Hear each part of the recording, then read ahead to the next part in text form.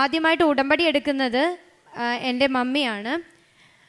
Mummy ഉടമ്പടി എടുത്തതിന് ശേഷം ഒരാഴ്ച ഞങ്ങൾ സന്ധ്യാപ്രാർത്ഥനയുടെ സമയത്ത് പ്രാർത്ഥിച്ച് എൻ്റെ മോളുടെ നാവിൽ ഉടമ്പടി തൈലവും ഉപ്പും പുരട്ടുമായിരുന്നു. 2 വയസ്സായിട്ടും അവൾ സംസാരിക്കില്ലായിരുന്നു. അമ്മ എന്ന് പോലും ഉച്ചരിച്ചിട്ടില്ല. എന്നെ അമ്മ എന്ന് വിളിക്കാത്തത് കൊണ്ട് എനിക്ക് വളരെ സങ്കടമായിരുന്നു. പക്ഷേ ഉടമ്പടി നിയോഗത്തിൽ അത് എഴുതിയിട്ടുണ്ടായിരുന്നില്ല. പക്ഷേ ആ ഒരാഴ്ചയ്ക്ക് ശേഷം എൻ്റെ കുഞ്ഞ് അമ്മ എന്ന് തന്നെ വിളിക്കുകയും പിന്നീട് അങ്ങോട്ടേക്ക് പെട്ടെന്ന് തന്നെ അവൾ എല്ലാ വാക്കുകളും സംസാരിക്കാൻ തുടങ്ങുകയും ചെയ്തു. അതാണ് എനിക്ക് ആദ്യമായിട്ട് അമ്മ തന്ന അനുഗ്രഹം.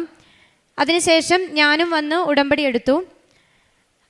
പിന്നീട് ഞങ്ങൾക്ക് 35 വർഷമായിട്ട് വീടില്ലായിരുന്നു. അത് ക്വാർട്ടേഴ്സിലായിരുന്നു അത്രയും കാലവും താമസിച്ചിരുന്നത്. ഒരു വീട് വെക്കണം എന്നുള്ളത് ഭയങ്കരമായിട്ടുള്ളൊരാഗ്രഹം തന്നെയായിരുന്നു. ഒരു ചെറിയ വീടെങ്കിലും വെച്ച് കിട്ടണമേ മാതാവേ എന്ന് വീണ്ടും ഉടമ്പടിയിൽ നിയോഗമായിട്ട് വെച്ച് പ്രാർത്ഥിക്കാൻ തുടങ്ങി.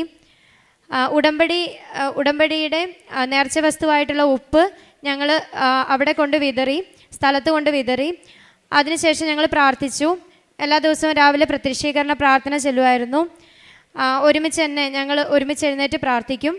അങ്ങനെ പിന്നെ വീടിന് ഞങ്ങൾക്ക് ഒരു ചിട്ടി പിടിക്കാൻ സാധിക്കുകയും എത്രയും പെട്ടെന്ന് തന്നെ ഞങ്ങളുടെ വീടിൻ്റെ പണി തീർക്കാൻ സാധിക്കുകയും ചെയ്തു. ചെറിയ വീടെന്ന് ഞങ്ങൾ പ്രാർത്ഥിച്ചിട്ടും മാതാവ് 2600 സ്ക്വയർ ഫീറ്റിൻ്റെ വീടുണ്ടാക്കാൻ വേണ്ടിയിട്ട് ഞങ്ങളെ സഹായിച്ചു.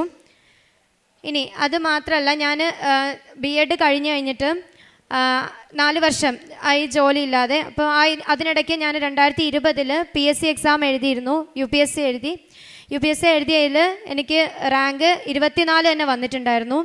പക്ഷേ അപ്പോയിൻമെൻറ്റ് നടക്കുന്നതിന് കാലതാമസം നേരിടുമായിരുന്നു. അത് എന്ത് ചെയ്താൽ അവിടെ നിന്ന് കിട്ടുന്നില്ല.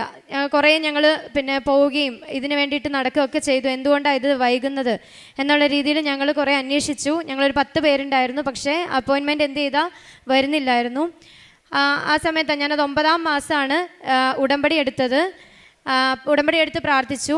ഏറ്റവും അടുത്തുള്ള സ്കൂളിൽ കിട്ടണമെന്നും കൂടി ഒരു പ്രാർത്ഥന ഉണ്ടായിരുന്നു. ആ സമയം വരെ അങ്ങനെ ഒരു അടുത്തുള്ള സ്കൂൾ ഒരു ഓപ്ഷൻ വെക്കാൻ വരെ കണ്ടിട്ടുണ്ടായിരുന്നില്ല. പക്ഷേ 3 മാസം കൃത്യം നവംബർ 13 എനിക്ക് അപ്പോയിൻമെൻറ്റ് ലെറ്റർ ലഭിച്ചു. അത് ഏറ്റവും അടുത്ത് അരമണിക്കൂർ എനിക്ക് സ്കൂളിലേക്ക് പോകാനേ ഉള്ളൂ. ഗവൺമെൻറ് ജോലി തന്നെ എനിക്ക് മാതാവ് നൽകി അനുഗ്രഹിച്ചു.